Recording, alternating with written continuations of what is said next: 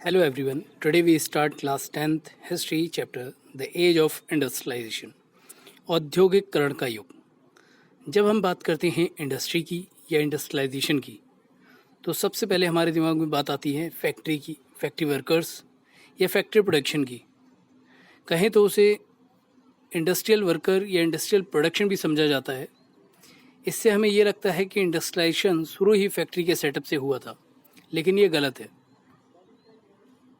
जब हम बात कर रहे हैं उस समय की जब हैंडमेड गुड्स का प्रोडक्शन डिक्लाइन होने लगा था और उसकी जगह टेक्नोलॉजी ने लेना शुरू कर दिया था।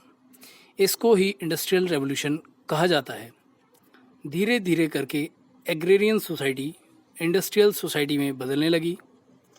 तो पहले ये जानते हैं कि एग्रेरियन सोसाइटी आखिर थी क्या। एग्रेरियन सोसाइटी एग्रीकल्चर सोसाइटी को कहा गया है। इंडस्ट्रियल रेवोल्यूशन का समय 1760 से 1840 तक का है। इसको ह्यूमन सोसाइटी का गेम चेंजर भी कहा जाता है। इस चैप्टर को हम 6 टॉपिक में कवर करेंगे। तो चलिए बात करते हैं। सबसे पहले प्रोटो इंडस्ट्रियलाइजेशन या before the industrial revolution, hand labour, industrialization in the colonies, factors in India, the peculiarities of industrial growth, last market for goods। तो सबसे पहला हमारा टॉपिक है बिफोर द इंडस्ट्रियल रेवोल्यूशन या प्रोटो इंडस्ट्रियलाइजेशन। तो proto industrialisation में बताया गया है इंडस्ट्रियल गुड्स फैक्ट्री में प्रोड्यूस्ड हुआ करता था, लेकिन क्या सबसे पहले इंटरनेशनल मार्केट के लिए इंडस्ट्री में ही, फैक्ट्री में ही प्रोड्यूस होती थी गुड्स या कहीं और? नहीं, इंडस्ट्रियलाइजेशन से पहले से ही बड़ी मात्रा में इंटरनेशनल मार्केट के लिए प्रोडक्शन होता था, जिसको मर्चेंट्स कंट्रोल करते थे और हैंडमेड प्रोड्यूसर तैयार करते थे। प्रोटो इंडस्ट्रियलाइजेशन फैक्ट्री के आने से पहले का समय है। Before the age of industrialization को प्रोटो इंडस्ट्रियलाइजेशन कहा गया है। 17th-18th सेंचुरी में जैसे जैसे पॉपुलेशन बढ़ने लगी, उसके साथ ग्लोबलाइजेशन भी बढ़ा, लोगों की डिमांड इंक्रीज होने लगी। अर्बन एरिया के मर्चेंट बढ़ती हुई डिमांड को पूरा नहीं कर पा रहे थे, जिसकी वजह से अब उन्होंने कंट्री साइड या गांव की तरफ रुख किया और प्रोड्यूसर्स को तलाश करने लगे। आखिर किसानों और कारीगरों को पैसा देकर प्रोडक्शन क्यों कराया गया, या क्यों किसानों ने और कारीगरों ने पैसा लेना स्टार्ट किया? तो उसके लिए जानते हैं। ऐसा इसलिए किया गया क्योंकि ओपन लैंड सिस्टम खत्म होता जा रहा था, क्योंकि अब जनसंख्या धीरे धीरे बढ़ रही थी। गरीब किसान अब आमदनी के नए नए स्रोत ढूंढ रहा था। इस व्यवस्था से शहरों और गांवों के बीच एक संबंध बन तो रहा था, वो एक दूसरे पर निर्भर होने लगे थे।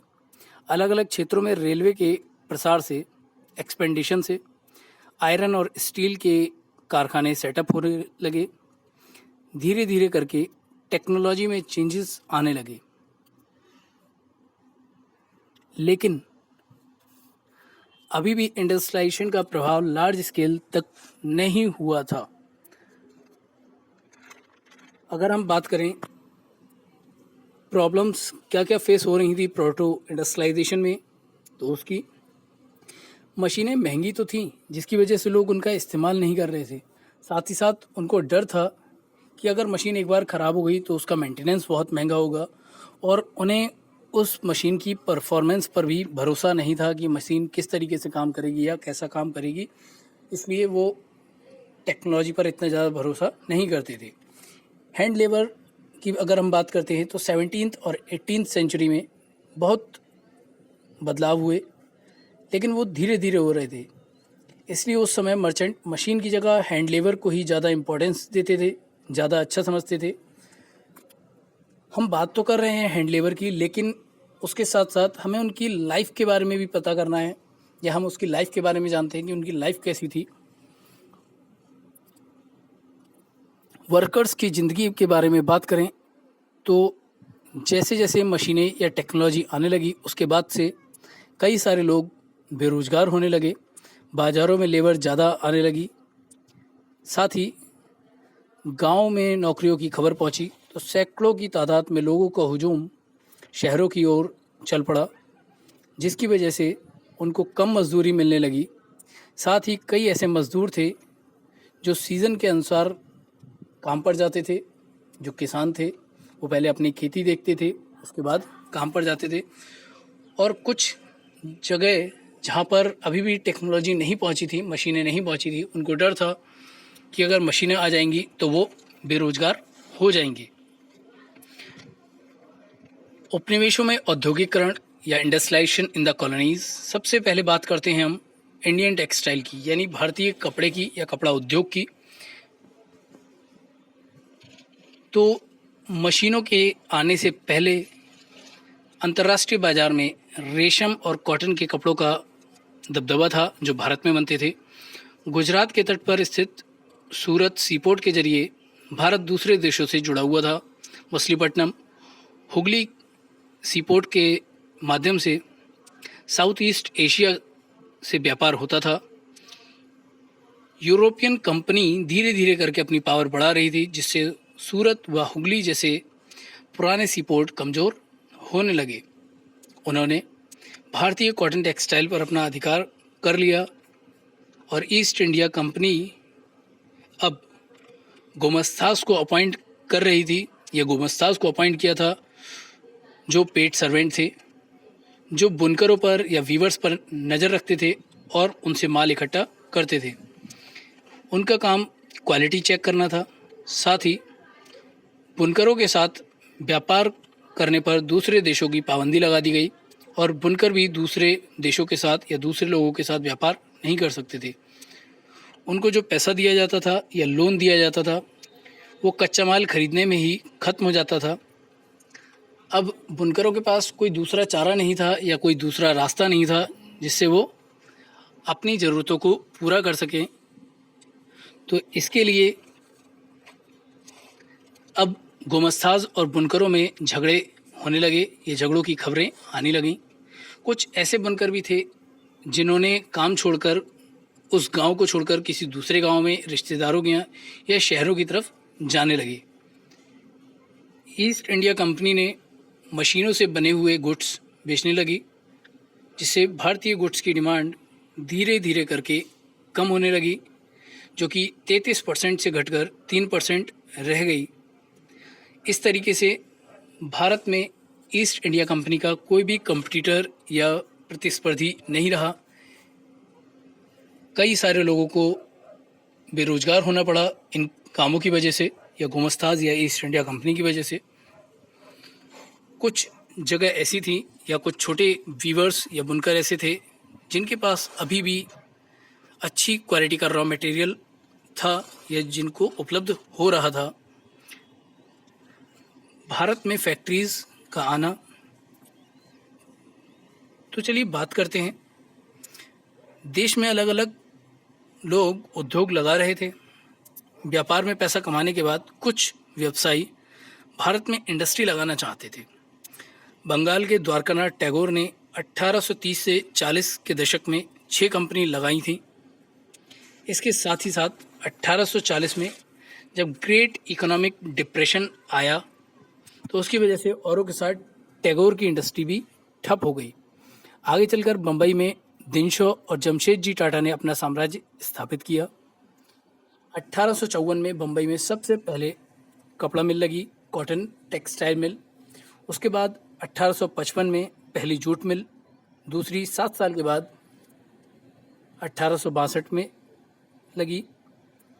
1861 में अहमदाबाद में पहली कपड़ा मिल शुरू हुई और 1874 में मद्रास में पहली स्पाइनिंग मिल शुरू हुई। कई सारे ऐसे लोग थे जो चाइनीज़ प्रोडक्ट्स को बेचकर या उस व्यापार से जुड़े हुए थे जिसकी वजह से वो पैसा कमा रहे थे। 1901 में जहां भारतीय फैक्ट्री में 6 लाख मजदूर काम करते थे, फैक्ट्रियों के विस्तार से मजदूरों की मांग बढ़ने लगी। 1946 तक यह संख्या बढ़कर 25 लाख हो चुकी थी। जिससे ये पता चलता है कि अब भारत में बड़ी संख्या में फैक्ट्रियां स्थापित हो चुकी थी।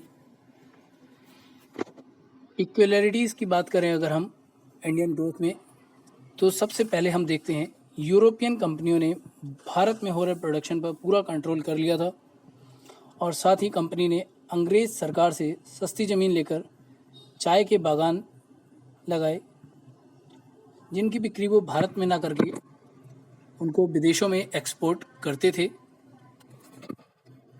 भारतीय व्यवसायी विदेशों से आने वाली चीज़ों से कंपटीशन नहीं करते थे, वे इंडियन यार्न को खुद इस्तेमाल करते या चीन को एक्सपोर्ट करते थे। स्वदेशी आंदोलन को गति मिलने के बाद या स्वदेशी आंदोलन तेज होने के बाद भारतीय कपड़ों की डिमांड बढ़ गई, जिससे चाइना को भेजे जाने वाले भारतीय धागों के निर्यात में कमी आने लगी। इसके साथ ही साथ 1900 से 1940 तक हैंडलूम का प्रोडक्शन 3 गुना बढ़ गया। फ्लाई शटल के इस्तेमाल से उत्पादन बढ़ गया। बुनकरों में से कुछ मोटा कपड़ा बनाते थे, कुछ महीन किस्म का कपड़ा बनाते थे। मोटे कपड़े गरीब पहनते थे, जबकि महीन कपड़ा अमीर पहनते थे। मोटे कपड़े की डिमांड स्टेबल नहीं थी, जबकि जो अमीर थे उनके द्वारा इस्तेमाल किए जाने वाले कपड़ों की डिमांड स्टेबल थी, वो फिक्स थी कि उसमें कभी भी फेरबदल नहीं होता था। मार्केट फॉर गुड्स की बात करें तो अंग्रेजों ने भारतीय बाजार पर कब्जे के लिए प्रयास किए और अपने माल को बाजार में फैलाने का प्रयास तो किया, साथ ही अब उनके सामने समस्या थी नए कस्टमर्स की, नए कस्टमर लाने की, कि किस तरीके से वो अपने सामान के लिए या अपनी विदेशों में बने गुड्स के लिए भारतीय ग्राहकों को, कस्टमर्स को अट्रैक्ट करें। तो इसका सबसे ज़्यादा अच्छा जो तरीका उन्होंने अपनाया, एडवर्टाइजमेंट यानी विज्ञापन, लेबलिंग और कैलेंडर, इन तीनों चीज़ों का उन्होंने इस्तेमाल किया। विज्ञापनों में विभिन्न गुड्स के बाज़ारों को फैलाने में नई भूमिका निभाई। इसके साथ ही अंग्रेज अपनी कूटनीति को व्यापार में इस्तेमाल कर रहे थे। वो भारतीय देवी देवताओं या कुछ फेमस पर्सनैलिटी का कैलेंडर बनाते थे, उसमें अपनी चीज़ का विज्ञापन करते थे और उसको लोगों तक पहुंचाते थे, क्योंकि कैलेंडर एक ऐसा माध्यम है जो लोगों के घर तक रहता है, जहां पर वो कई कई दिन, सालों तक टंगा रहता है। क्योंकि अगर उसमें किसी देवी देवता का चित्र है या किसी फेमस पर्सनैलिटी का चित्र है, वो लोग उसे संभाल कर रखते थे, जिस वजह से उनके घर पर आने वाले लोग उस विज्ञापन को देखते थे और उसकी तरफ अट्रैक्ट होते थे। लेबलिंग में उन्होंने गुड्स के प्रोडक्शन प्लेस कि कहाँ पर वो चीज़ बन रही है, उसका प्राइस क्या है, और साथ ही साथ उसकी क्वालिटी के बारे में पूरी जानकारी दी जाती थी। एडवर्टाइजमेंट भी पोस्टर लगाकर किया जाता था। तो ये कुछ तरीके थे जिनको इस्तेमाल करके अंग्रेज़ों ने भारतीय व्यापार पर धीरे धीरे करके अपना कब्जा करना शुरू कर दिया। तो इसी के साथ ही हमारा ये चैप्टर ख़त्म होता है।